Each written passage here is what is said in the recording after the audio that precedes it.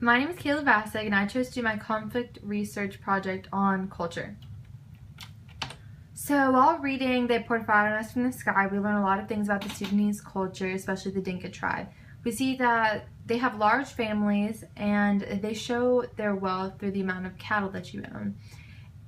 Also, they show wealth through their teeth. And if you had your bottom 6 front teeth pulled out, then you were considered wealthy. Family was very important to them, and each husband had many wives and many different families, and they were all separated by many different homes with crops in between them. But all of the children joined together at dinner at one home every night. And there wasn't much education in the Dinka tribe, but the boys were much more educated than the girls. There was one university that was kind of close to Jewel, and the only person in the book that attends it is Year. It's a 5-day walk.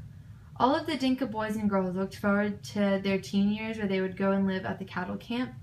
And this was like their college, and they stayed at the cattle camp until most of them were married. Comparing and contrasting education in America and Sudan there's a lot of differences.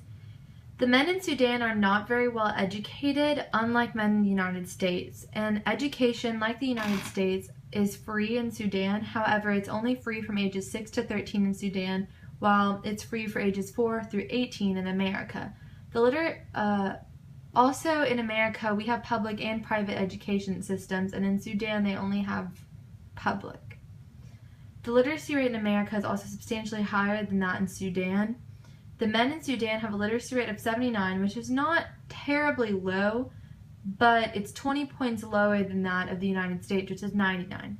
However, the women in Sudan is much lower than that in the women in America, and the literacy rate for women in Sudan is barely pushing 60%, while here, there's no gender difference between men and women, and we have a staggeringly high 99% for women as well. The women in Sudan are perceived as much less than the men in Sudan, and they don't get equal learning opportunities. Not many women attend the one of 19 universities in Sudan. However, we have many women that attend one of over the 3,000 colleges that are here in the United States. The current events that are going on in Sudan, currently there's a terrible, brutal war going on in South Sudan. And South Sudan is a very new and young country, and it's seemingly falling to pieces. Many people are saying that it's one of the most terrible wars that they have ever seen and that this world has ever experienced, and that there appears to be no end. The only options that are being expressed are violent ones. Kumar has stated that it's obvious that both sides are committed to a military solution, and during the war, some Christian women have fled to the United States, but just recently, 2 days ago, a group of Christian women were violently tortured and burned alive.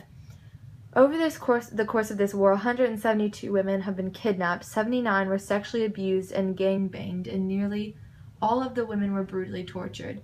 This is one of the worst wars Sudan has ever experienced, and it's one of the worst that we've ever seen in all of the world.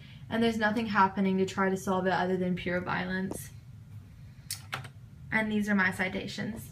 Thanks for watching my presentation.